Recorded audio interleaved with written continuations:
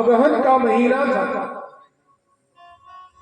अगहन के महीने में राघवेंद्र के सरकार के माथे से पसीना चल रहा था। उस माथे के बिंदु को देख करके सखी ने सखी से कहा कि जब अगहन के महीने में काहे छूटल रे पसीना, सखी काहे छूटल रे पसीना। हमारे अवध भाषा में वर्णन करते हैं कि अगहन का महीना है, चैत्र का बैसाख का होता तो समझ में आता। ये इतने सुकुमार हैं कि अगहन के महीने में पसीना चल रहा है। क्या तोड़ते समय? फूल तोड़ते समय। इतने सुकुमार हैं। तो एक सखी कहती है कि सुकुमार तो जरूर है, धनुष इतना कठोर है कि धनुष कैसे टूटेगा इनसे। तो तीसरी सखी कहती है शांत हो जाओ। हमने ये भी सुना है कि जब गुरुदेव के साथ ये आए थे तो मारीच और सुबाहु को यही मार करके यहां आए।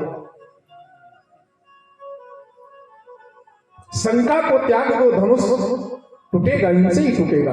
एक सखी आश्वासन देती है। करत बत कही अनुज सम। और भगवान लक्ष्मण जी से कहने लगे, हे अनुज लक्ष्मण, आज मेरा मन सचमुच में देख करके इन्हें हर्षित हो रहा है और रघुवंशी कर सहज स्वभाव मन कुपंथ पगु धरे न काऊ। हे लक्ष्मण, ये रघुवंशियों का स्वभाव नहीं है। हमारे यहाँ की परंपरा है, मर्यादा है। एक नारी व्रत रखते हैं, दूजे को माँ और बहन समझते हैं। ये हमारे यहाँ की परंपरा नहीं है। लेकिन आज अनुज रघुवंशी कर सहज स्वभाव मन कुपंथ पग धरे न काऊ। लेकिन आज मेरा मन इन्हें देख करके प्रफुल्लित हो रहा है, आनंदित हो रहा है। इतनी सुंदर है। जिस प्रकार से चंद्रमा शीतलता प्रदान करता है, उसी प्रकार से यह भी हमें शीतलता को प्रदान कर रही है। मोहि अतिशय प्रतीत मन केरी, अजहि सपने ऊपर नारी नहेरी। स्वप्न में भी पुरुष को पर नारी का चिंतन नहीं करना चाहिए। धर्म कहता है, शास्त्र कहता है। और हम तो रघुवंशी हैं। मुख सरोज मकरंद छद, करई मधुब इव पान, चितवत चकित चौं। और भगवान इतना कह करके फिर फूल को तोड़ने लगे। और जब फूल को तोड़ने लगे तो बगीचे में बैठ गए। फूल बड़े बड़े थे। तो माता जी की दशा क्या होती है? गोस्वामी महाराज लिखते हैं कि लता का ओट हो जाता है तो माता इधर उधर छटपटाने लगती हैं देखने के लिए कि सचमुच में इतने सुंदर थे। इसीलिए मिथिला की सखियां प्रशंसा कर रही थी। चितवहि चकित चहु दिस सीता। चारों तरफ सीता जी देख रही हैं कि एक बार और दिखा जाए। कह गए किशोर मनु चिंता। ये तो सभी चिंताओं के हरण करने वाले कहां चले गए? तो एक सखी जब भगवान खड़े हुए फिर से फूल तोड़ करके लता ओट तब सखी ने लखाए।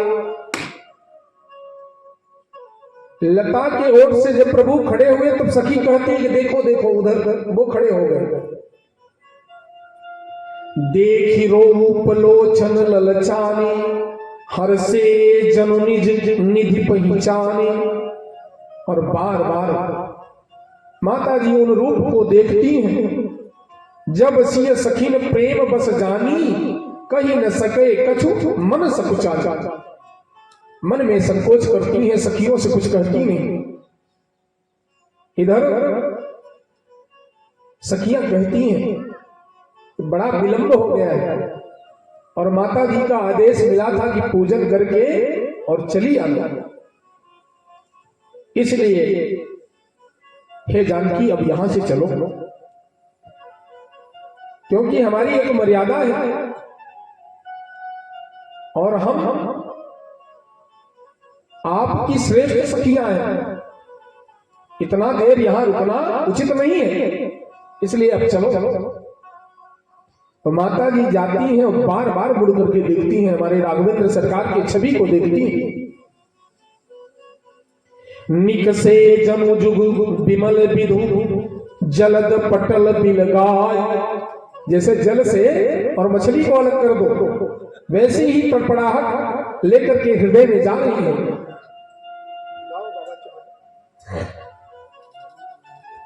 भाल तिलक श्रम बिंदु सुहाए, आपस में सखियां यही चर्चा करती हैं कि इनके भाल में श्रम बिंदु दिखाई दिया था, पसीना कितने कोमल है, फूल से भी कोमल है। बाल तिलक श्रम बिंदु सुहाए, श्रवण सुभग भूषण छवि छाए। विकट भृगुटी कछ घुंघर वारे, और उसी आकृति का वर्णन करती है कि घुंघराले घुंघराले बाल है, श्याम वर्ण का शरीर है और गौर वर्ण के इनके भाई अनुज लक्ष्मण कितने सुंदर लग रहे हैं, कितने प्यारे थे। और वहां से सखियां लेकर के पुनः माता को गौरी मंदिर में आती हैं। धरि धीरज एक अलिय सयानी, सीतासन बोली गही पानी। हाथ जोड़ करके एक सखी माता सीता से बोलती है कि चलो फिर से पूजन करके कुछ वरदान मांग लिया जाए।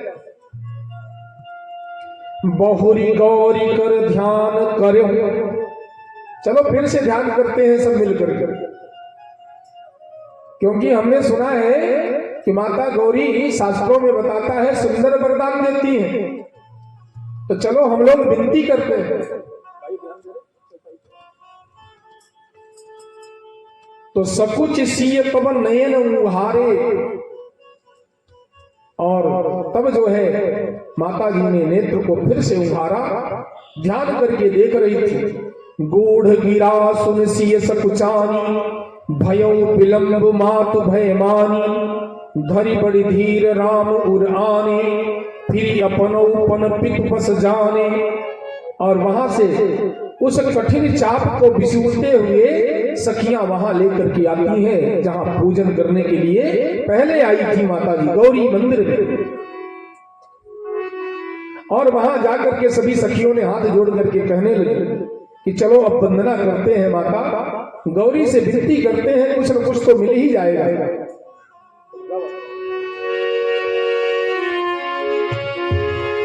जय जय जय जय गिरिराज किशोर, जय जय जय गिरिराज किशोरी। जय महेश मुख चंद चकोरी, जय महेश मुख चंद चकोरी। जय महेश मुख चंद चकोरी। जय गजबदन हरानन माता, जगत जनता दूती गाता। जय गजबदन हरानन माता, जय गजबदन हरानन माता। जगत जनता दूती गाता, जगत जनता दूती गाता। नहीं तब आदि मध्य अवसाना, नहीं तब आदि मध्य अवसाना। अमित प्रभाव भेद नहीं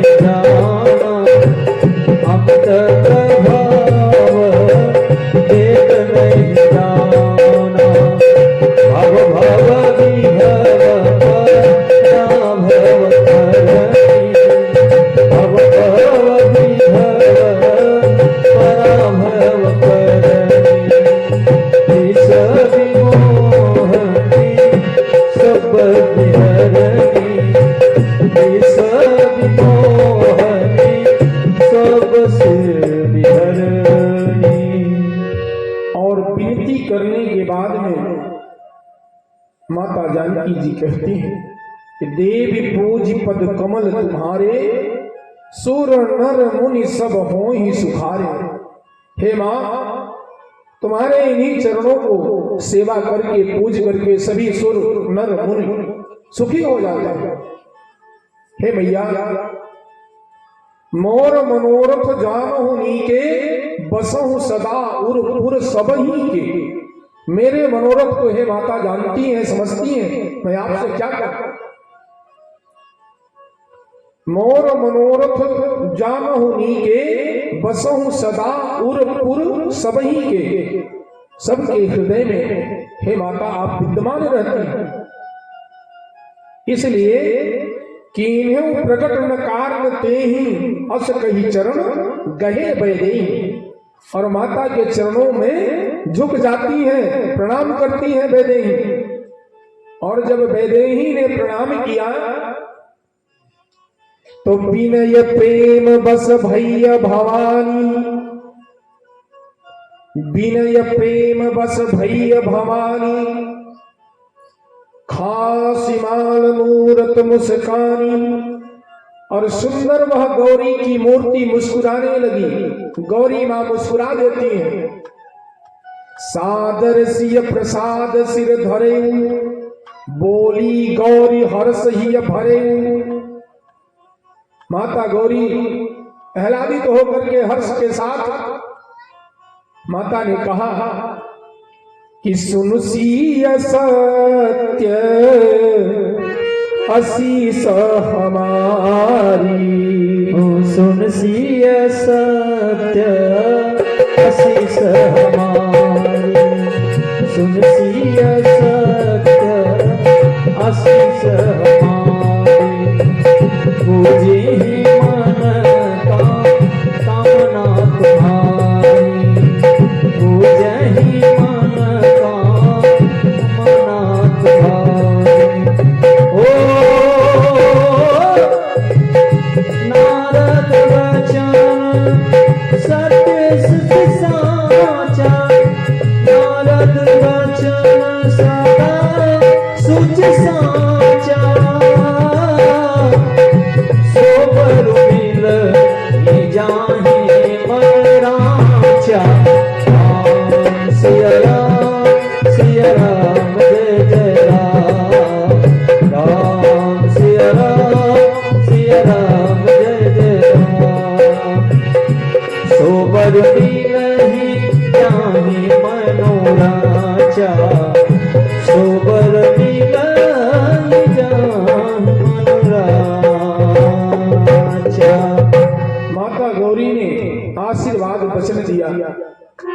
आशीर्वाद वचन देकर के कहती हैं कि तुम्हारी कामना पूर्ण हो, और जैसा तुमने वर मांगा है वैसा ही तुमको वर मिलेगा। मन जाहि राचो मिलई सोबर, मनु जाहि राचो मिलहि सोबर। सहज सुंदर सांवरो, मनु जाहि राचो मिलहि सोबर। सहज सुंदर सांवरो, मनु जाहि राचो मिलहि सोबर। सहज सुंदर सांवरो, करुणा निधान सुजान शील, स्नेह जानत रावरो। करुणा निधान शील, स्नेह जानत रावरो, स्नेह जानत रावरो।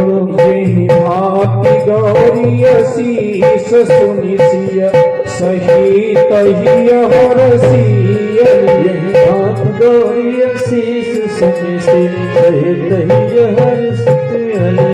यही भांति गौरी असीस सुनिसिय, सहित ही हरसित अले। यही भांति गौरी असीस सुनिसिय, सहित ही हरसित अले। सहित ही हरसित अले। तुलसी भवानी पूज पुन, उदित मन मंदिर चले।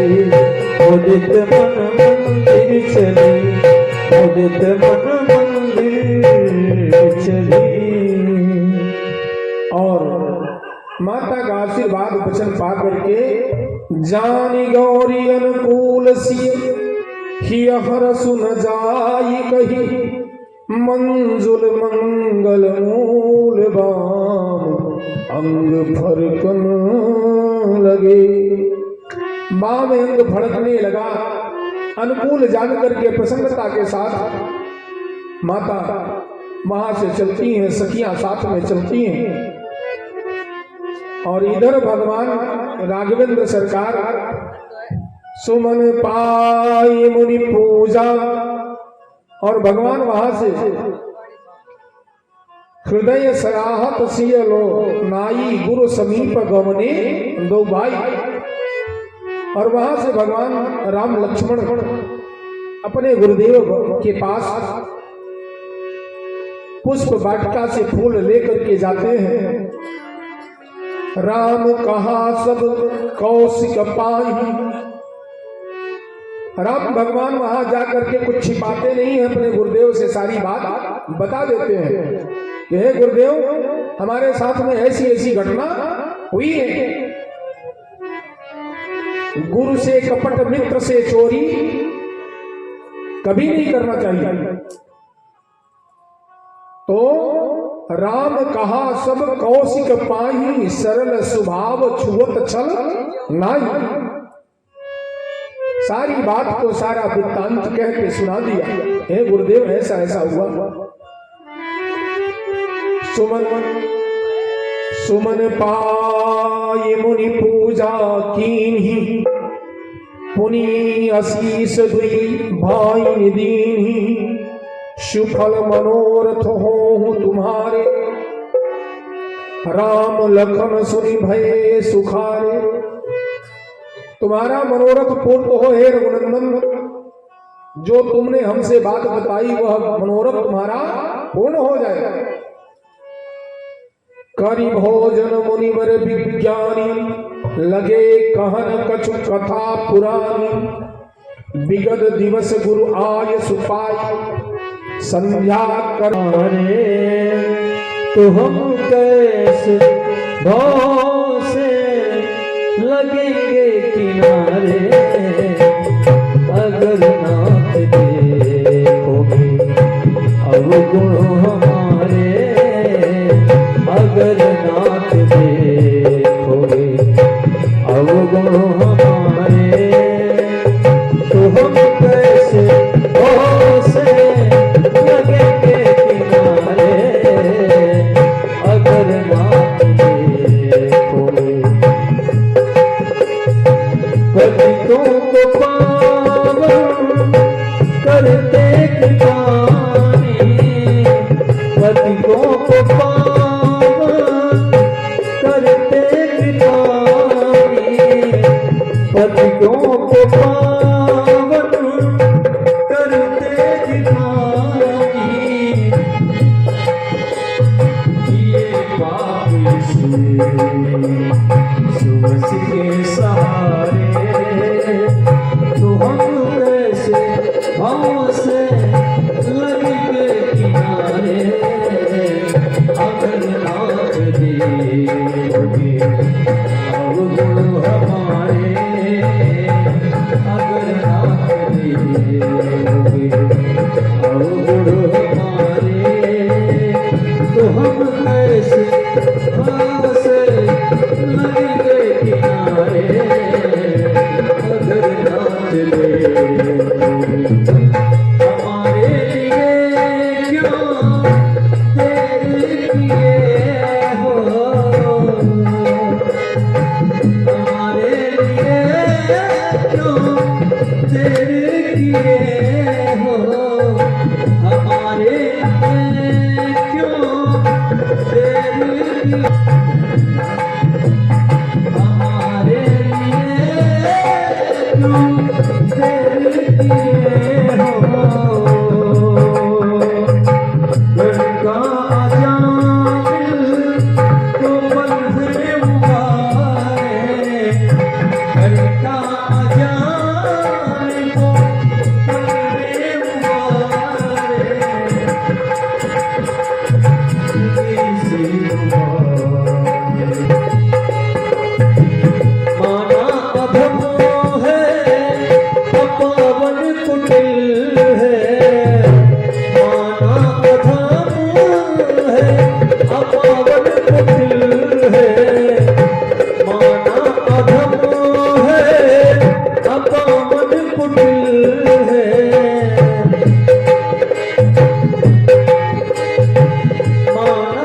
धमू है अपावन कुटिल है लगेंगे किनारे अगर नाथ देखोगे अब हमारे तो हम कैसे से लगेंगे किनारे अगर नाथ देखोगे अब हमारे तो हम कैसे से लगेंगे किनारे तो हम कैसे राजधानी लागे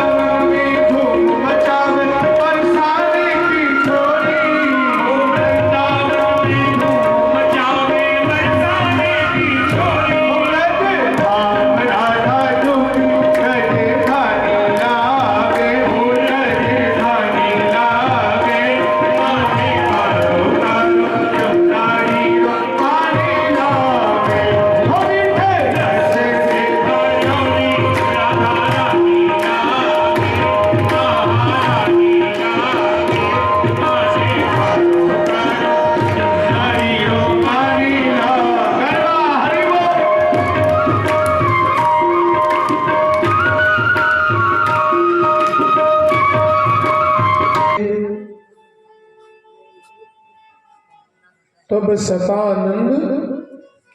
सतानंद जी विदेहराज सूरत भजनी में आदेश देते हैं कि गुरुदेव विश्वामित्र को हमारी यज्ञशाला में बुला करके ले आओ। और जब गुरुदेव भगवान यज्ञशाला में पदार्पण हुआ,